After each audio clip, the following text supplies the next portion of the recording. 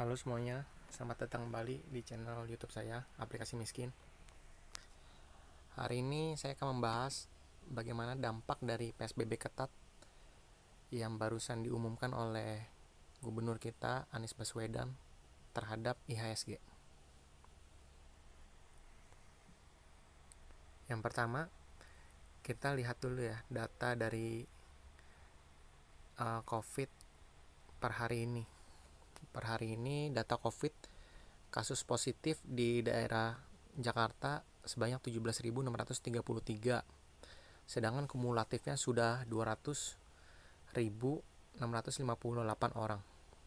Sekarang yang masih dirawat 4.236 orang atau turun 365 orang dibanding hari sebelumnya. Yang isolasi mandiri banyak ya, 13.397, hampir 14.000 orang. Ini naik 616 orang dari hari kemarin.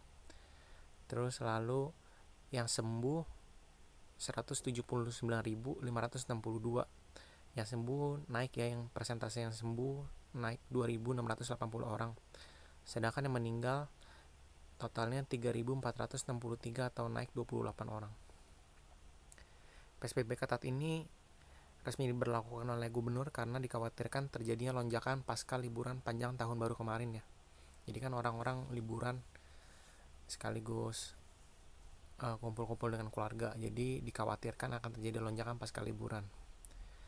Prinsip-prinsip pembatasannya PSBB ketat itu 11-25 Januari adalah sebagai berikut. Tempat kerja itu 75% saja ya yang boleh diisi, sisanya work from home.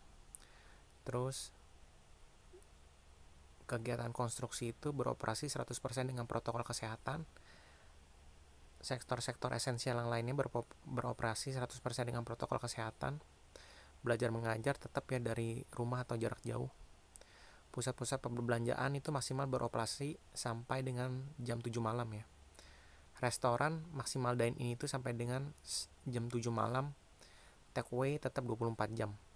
Tempat ibadah itu beroperasinya 50%. Fasilitas umum dan kegiatan sosial budaya dihentikan sementara. Dan transportasi membatasi kapasitas dan protokol sesuai dengan kesehatan. Kurang lebih sebenarnya sama seperti PSBB yang kemarin-kemarin. Jadi ya kurang lebih sama sih sebenarnya.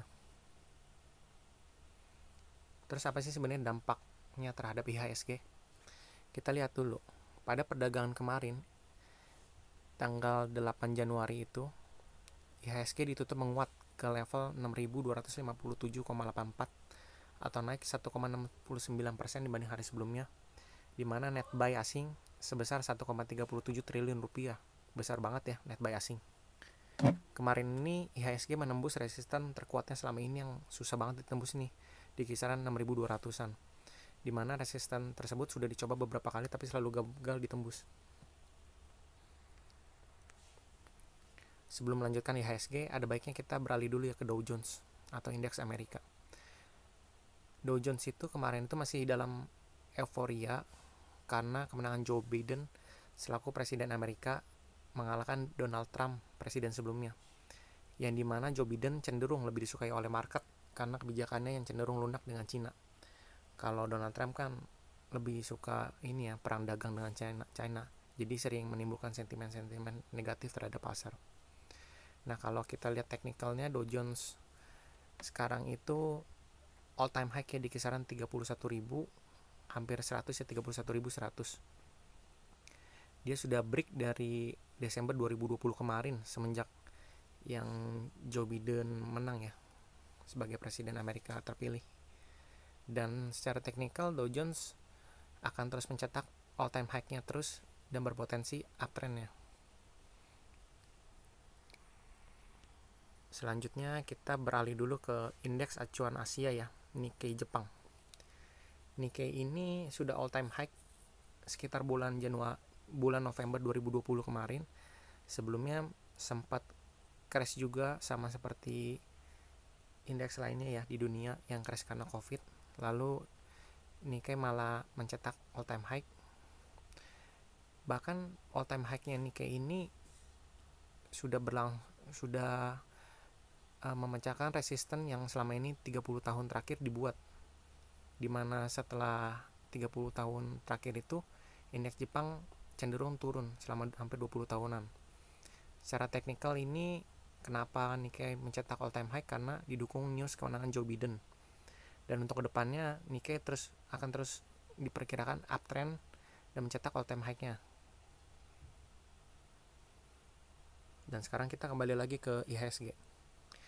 Saya yakin sentimen PSBB ketat ini nanti efeknya hanya sesaat, karena market cenderung sudah lebih kebal dibanding PSBB sebelum-sebelumnya. Dan saya malah berani prediksi IHSG akan mencetak rekor harga tertingginya di kisaran 6.600 yang telah bertahan selama 2 tahun lebih dari 2 Februari 2018, di mana penutupan saat itu 6.628,82. Dan apabila nanti tembus, IHSG akan otomatis mengekor bursa-bursa dunia lainnya yang sudah all time high duluan ya. Dan apabila setelah PSBB ketat ini nanti IHSG diberi koreksi, maka ada baiknya teman-teman justru membeli saham-saham unggulan, nanti akan rebound kembali dan membawa IHSG untuk mencetak all time new high-nya. Sekian, terima kasih ya.